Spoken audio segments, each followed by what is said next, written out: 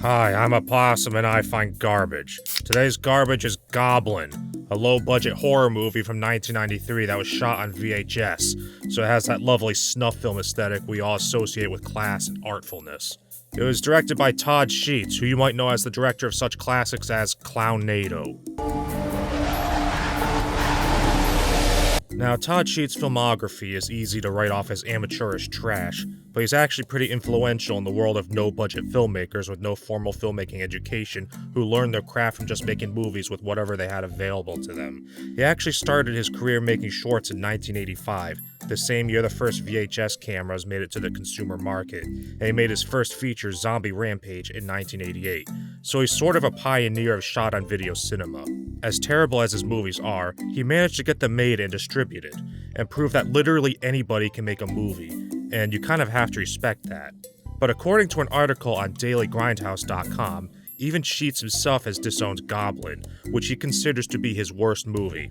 And this is the guy who directed prehistoric bimbos in Armageddon City, so that's saying a lot. We were about to ask you the same friggin' question. What's with this torture stuff? You're in no position to ask me any questions, young lady! In a contemporary interview with Video Outlaw, Sheets explains that Goblin was originally titled Hobgoblin, but he had to change the title because there was already a movie called Hobgoblins, which I actually saw not too long ago and completely forgot about. He wrote the script several years prior to filming it, but had grown tired of doing these sort of gore-fest movies, so he let his friends come up with the death scenes for each character. So we had a meeting and I said, look, I'm all deathed out. I am just tired of trying to come up with these gore scenes. Why don't you guys come up with a gore scene for each character? And when we were done, we had probably the most disgusting, shocking horror film that I think I had read in a long, long time. And that's about all I could find in terms of background information about this movie. He doesn't talk about it much in interviews, and even Daily Grindhouse says he's dismissive when asked about it, and a Google search doesn't turn up much, so there just isn't a lot of publicly available information about this movie's production history, so f*** it. Hello? Possum! Help, Sasquatch! Sasquatch? You are no way relevant to the subject of this video. Possum, listen! House overrun with goblins! Need borrow broom! That's ridiculous. There's no such thing as goblins. Now leave me alone. Look, Possum! The movie starts with an advertisement for Alternative Cinema magazine, which was discontinued, but the company still exists as an online store for low-budget trash movies like this one. By the way, no, that's not where I found this movie. I got my copy from the Decrepit Crypt of Nightmares DVD set, which included Suburban Sasquatch. Oh no! Oh no! Anyway, the movie actually starts with some guy complaining about having to chop thistles. Goddamn thistle. That's all I ever do around this farm is thistle, thistle, thistle. Apparently there's somebody named Virginia Woods who he seems rather unhappy with, but you can barely understand what he's saying. All I can say, Virginia Woods, you can stick those damn thistles up your ass. The guy gets fed up and heads into a creepy barn for a beer, because that's where people keep their beer, I guess. He hears something banging around outside, then he gets grabbed by a pair of arms, and the arms pick up a hedge trimmer while public domain music plays. The guy then just kind of stands there while he gets cut open, and then we get to watch this actor sit there with butcher shop waste on his lap for about 50 seconds. Yeah, okay, we get it. Then we get a title sequence made with Video Toaster. By the way, this opening scene has nothing to do with the rest of the movie. The Thistle guy is never mentioned again, and that Virginia Woods person never appears. Kind of like my dad.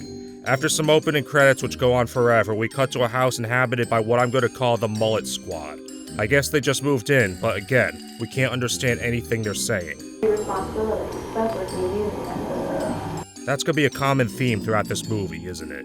The three guys bring some boxes down into the basement and find a suitcase presumably belonging to the house's previous owner, and they decide to pry it open. It turns out to be full of clothes, a tiny book, and a cross on a necklace, all of which they call garbage, but they decide to bring it upstairs so they can donate it to the Salvation Army. The guys join the girls in the living room and tell them about the suitcase. The blonde one goes to see the suitcase for herself, and when she opens it, it now suddenly has a checker-patterned blanket or tablecloth in it, which wasn't there before. She takes the book and brings it back to the living room, and after looking at it for 4 seconds, she starts telling them what it says. 20 years ago, this guy practiced like black magic. It says here that he's trying out a spell to help his crops grow. But something went wrong. He brought up this demon from hell that he couldn't control. Wow, you got all that for reading it for literally 4 seconds? You must be like a super genius or something. I bet you won't do anything stupid later. The others don't take the story seriously, then we cut to this married couple just quietly sitting on their couch. They're not even watching TV or anything, they're just sitting there. Is this the sort of thing couples do? I wouldn't know. Anyway, the wife decides to go do the dishes, and then a few seconds later, the husband gets up to go to the store. We cut back to the mullet squad sitting around a table and eating a crappy-looking pizza, which they have haphazardly piled on a plate for some reason. Then they hear a bang and all decide to get up to investigate. Orange Shirt opens the door and looks outside, but it's just their fat friend playing a prank on them. I knew a fat guy in prison. We called him Diabetic Dan. I bet you can't guess why we called him that. It's because he looked a lot like Dan Aykroyd. Anyway, we cut back to the housewife, who I'm gonna call Mrs. Undercut, doing the dishes.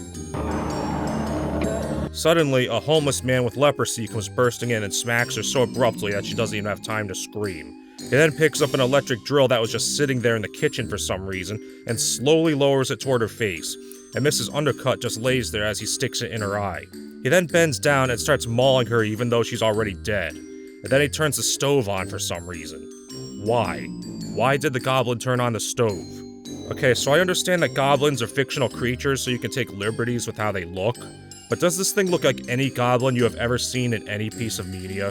I don't know if it's the bad Halloween store makeup in combination with the low-definition VHS footage or what, but if the movie wasn't called Goblin, I would have no idea that this is supposed to be a goblin. And I don't think you would either. In fact, I actually asked my followers on Twitter what they thought it was, and out of over 100 replies, no one thought it was a goblin. The closest anybody got was orc, and most people don't consider them the same thing, so I doubt they meant goblin. This might actually be the worst movie monster I have ever seen. The costume is just strips of cloth draped over a fat guy with some green face putty. There are times when you can actually see the actor's sneakers.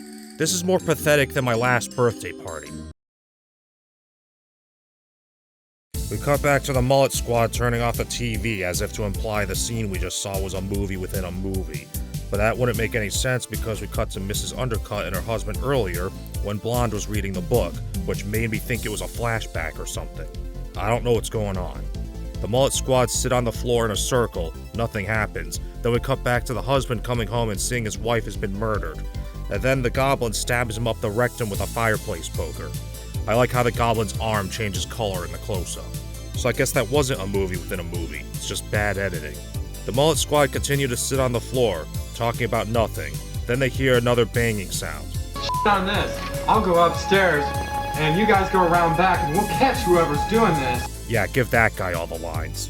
Orange Shirt speculates it's just a few kids playing a prank on them, so he picks up a rubber Halloween mask that I guess was just sitting there to scare them.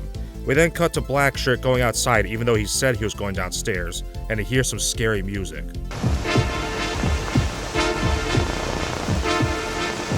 So instead of going back inside through the door that's 10 feet away, he decides to climb up to a nearby ladder to the balcony, and he does it backwards for some reason, and he does it as slowly as possible. But when he reaches the top, it turns out the goblin is right behind him. Oh, so that's why he climbed up backwards. The rest of the mullet squad hear a scream, but it's just Orange Shirt making noise to scare away the hypothetical kids who are messing with him. We cut back to Black Shirt on the roof, getting his guts pulled out, and it just goes on and on, which seems to be a common issue with these low-budget horror movies. Gotta get to 75 minutes somehow, I guess. You know, when I need to fill up time, I like to talk about my sponsor, Lone Lies Eye Makeup for Men. No one will ever know you are up all night crying. Anyway, we then see Blonde go into the bathroom to change her skirt. Why? Why did the movie decide to include this scene? It's not even like it's an excuse for nudity because they don't show anything. So why did she need to change her skirt? What does this add? Why did the goblin turn on the stove? Actually, you know what it probably is? They accidentally had the actress wear the wrong skirt on one of their shooting days, so instead of reshooting, they just threw in a scene of her changing her skirt, which adds nothing to the narrative. So I guess they cared about continuity, which is why the goblin's arms change color. So after leaving the bathroom, Blonde goes looking for her boyfriend. She goes outside and wastes a ton of screen time just looking around. Then she finally climbs up the ladder, again, as slowly as possible. But then the goblin grabs her and stabs her in the crotch with a sickle while terrible rock music plays. For some reason, Blonde doesn't fall off the ladder while this is happening, so the goblin reaches up the hole and starts pulling out her guts. And again, this goes on for an unnecessarily long time. Really, the movie would be like 40 minutes long if they cut out all the extraneous gore and walking around scenes. Back inside, the Mullet Squad wonder where Black Shirt and Blonde disappeared to, and other blondes suggest maybe it wasn't just some kids outside, so Tattoo Guy grabs some weapons and suggests they kick some ass. Let's go out and kick some ass. But Orange Shirt and Fat Guy shoot that idea down, suggesting Black Shirt and Blonde are just trying to prank them. You know Jody and Jeff. I mean, they'll wait there all night just to get a good scare out of us. We already established that Fat Guy is the prankster of the group, and that's his only character trait, but it's also the only character trait anywhere in this movie, so I guess they're all pranksters now. Tattoo Guy then sees Black Shirt and Blonde outside, so he goes to get them, but then he comes back half a second later saying they're dead. I'll go get him. Oh, what a snake Gosh, Jody, Jeff, they're dead! Wow, that guy's fast. Almost as fast as me. That's why she left me. The guys run after the girls outside, and Brunette says they should get in the car and leave, but they have to go through the house to get to the car for some reason. Yeah, because to get to the cars, we have to go by the house. And whatever it is, it's in the house! Then Other Blonde says the book was right and they should have listened. We should have paid more attention to it. Right, like we knew it was real. God. Quit acting like a bimbo in a B-movie. Just shut up!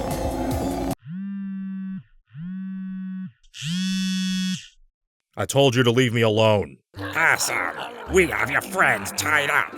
Who is this? I'm a goblin. We have Sasquatch, and we demand a ransom. What makes you think I would pay a ransom for him?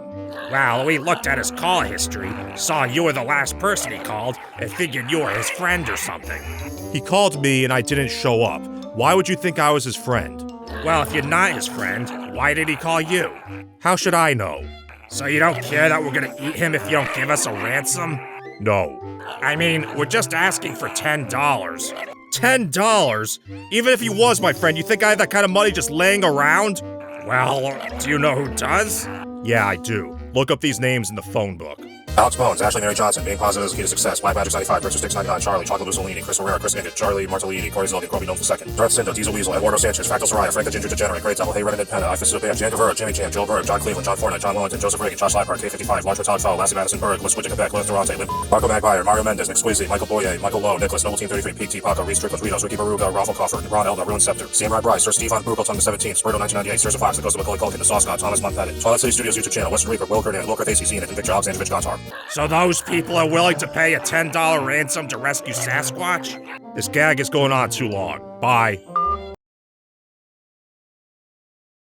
So the Mullet Squad walk over to the neighbor's house and just let themselves in, and they find a phone.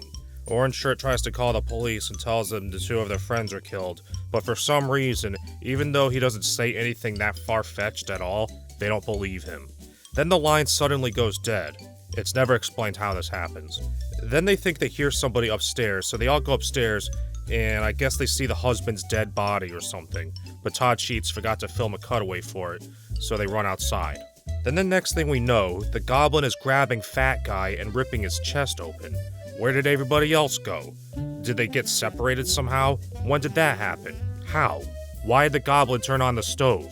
And we could clearly see the stand-in's white t-shirt, which is not what the Goblin was wearing before. And again, it goes on for far too long. It seriously just holds on Fat Guy getting ripped apart by a dude in a white shirt for more than 2 minutes. If I wanted to see a fat guy get ripped apart, I would just read the replies to Movie Bob's tweets. So the rest of the Mullet Squad run into another house, which looks identical to the first house, and confused me for a second. And they meet some woman who they tell about the monster, even though none of them saw it. Really, none of the killings in this movie were witnessed by anybody, but they all just somehow know it's a monster who's doing them, and this woman just somehow knows they're talking about a goblin. That thing that you're talking about, that's a goblin. Like it couldn't just be a crazy person who's doing it. The woman explains this goblin is trapped in a well, but it must have got out somehow. Orange Shirt explains they took the boards and chains off the well when they moved in, but the movie doesn't show that. There's a lot of things this movie doesn't show, but it could sure take the time to show us a woman getting her guts ripped out through her crotch for 2 minutes. The woman also explains that the previous owner of Orange Guy's house tried to use magic to save their crops when they had a drought 20 years ago, as any reasonable person would do, but somehow summoned a goblin. Eventually ended up killing him and his family. So this woman's husband found the goblin sleeping in a cave which connected to the well and sealed it off, but then Orange Shirt let it out and now it's hunting them. So Orange Shirt says he's going to get them all out of this situation, and even though he hasn't explained a plan or anything, Tattoo Guy says he's going with him, but then Other Blonde says she's going with them too. But Tattoo Guy tells her to stay there because she's pregnant. I don't know if that was ever established earlier, but if it was, I couldn't hear it. Yeah, well, what if you get killed? Then who's gonna take care of the baby? Who's gonna be the baby's father? And cut. Print. Perfect. No need for a second take or anything, let's just go with that. Anyway, despite her objections, Tattoo Guy refuses to let Other Blonde come with them, then asks the woman if she has any weapons. She says she has tools in her shed, but hands Tattoo Guy a fireplace poker like the one the goblin used to stab the guy earlier, I guess because they only had so many props.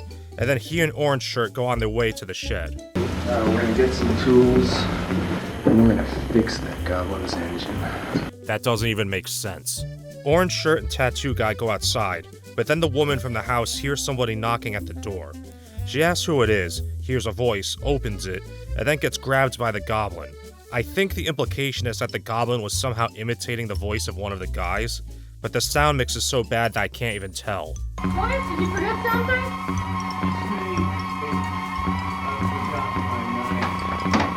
This movie is as unintelligible as Joe Biden. Orange Shirt and Tattoo Guy make their way to the shed and grab some gardening tools, but then they hear a scream. What was that? So they start running back to the house. Meanwhile, the goblin shambles to the sound of Gustav Holst's Mars, the Bringer of War.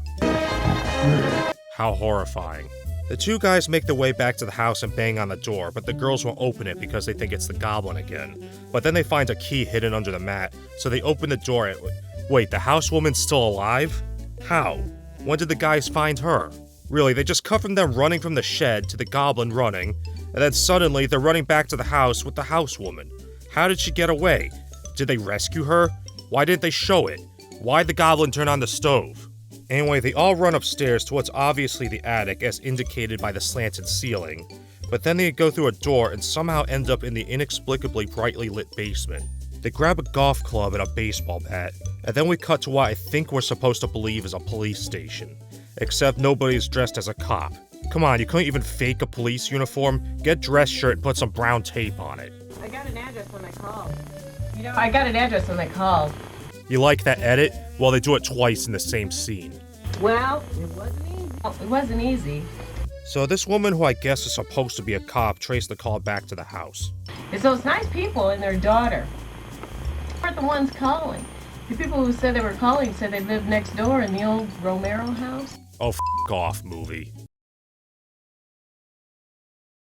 So the other cop or sheriff or whatever he is realizes that that's the house where all the murders happen, so he starts running.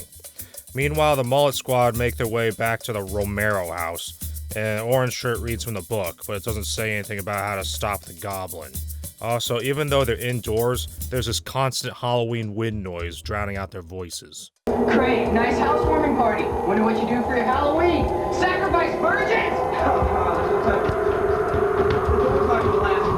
So even though we can't hear anything, I guess they do. So they start barricading the door. But the goblin manages to reach in and claw Tattoo Guy. This has no consequence to the plot. Then we cut to some poorly dressed individual who we have never seen before, who I'm gonna call Filler Man. So Filler Man looks around outside a house for no discernible reason for 4 whole minutes until he finally goes inside, and then spends another 2 minutes until he makes his way to the balcony, then takes another full minute to walk 8 feet to the left so he can get ambushed by the goblin. Without exaggeration, from the time this guy first appears to the time the goblin grabs him, that's about 8 minutes. And then the movie has the audacity to make us watch him get stabbed repeatedly with a pair of gardening shears for 2.5 minutes. And of course, none of this adds anything of narrative importance to the movie. is just 10 minutes of filler. So it's like the time-wasting bull of The Last Light combines with the pointless go-nowhere subplots of Force of Demons to produce a frustrating hybrid begging to be put out of its misery like the Ripley clone in Alien Resurrection. Suck my movie. So we finally cut back to the Mullet Squad and they see a car approaching, and even though it looks nothing like a police car and the guy driving it isn't dressed like a cop, they realize it's the cops. Look, the cop's coming out. He's getting out of his car. But before the cop can do anything, the Goblin grabs him and stabs him in the mouth with a sickle. Really? They already used the sickle, and he already stabbed a guy in the mouth. The gore is the whole point of this movie. You couldn't come up with something more creative?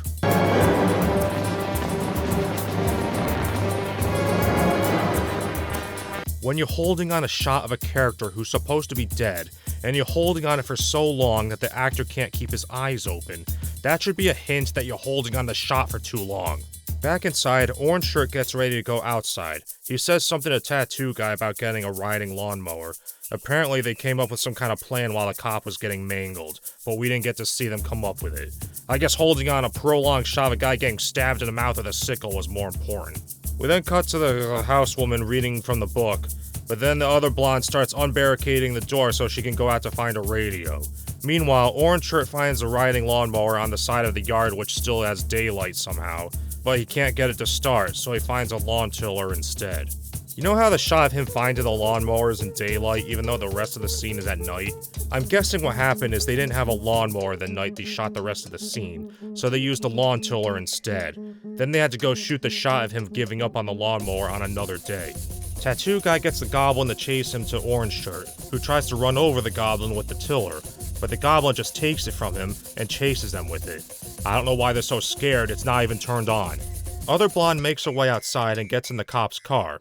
She uses a car phone because they couldn't get a radio to use as a prop, and tells the emergency operator they need help.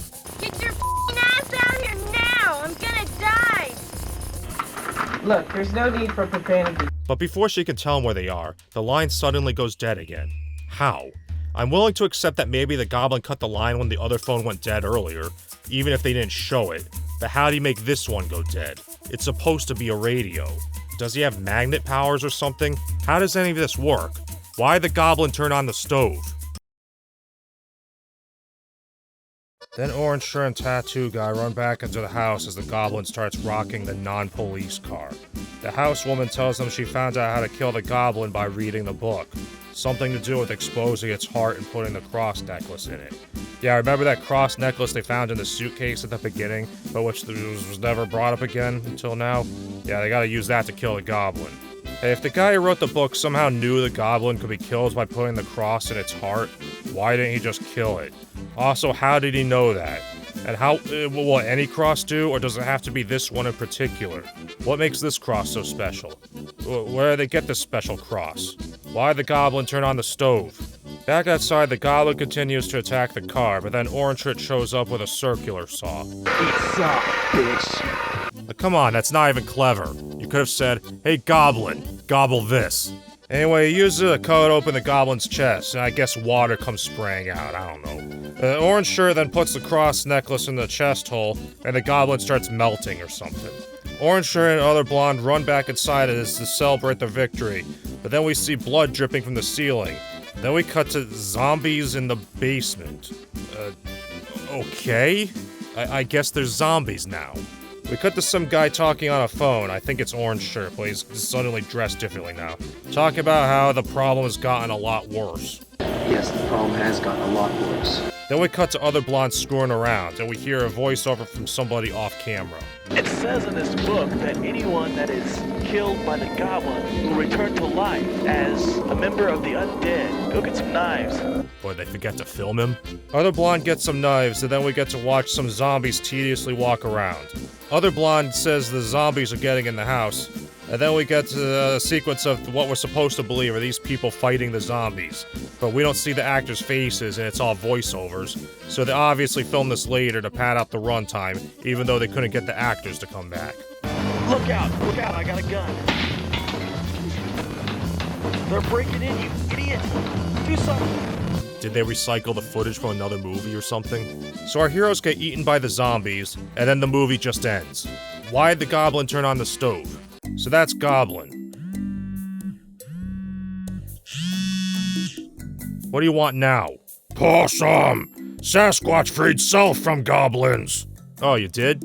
That's nice. No thanks you! You're a big guy, I figured you could handle it. Possum is big jerk! Didn't you try to rape me when we first met? Hello?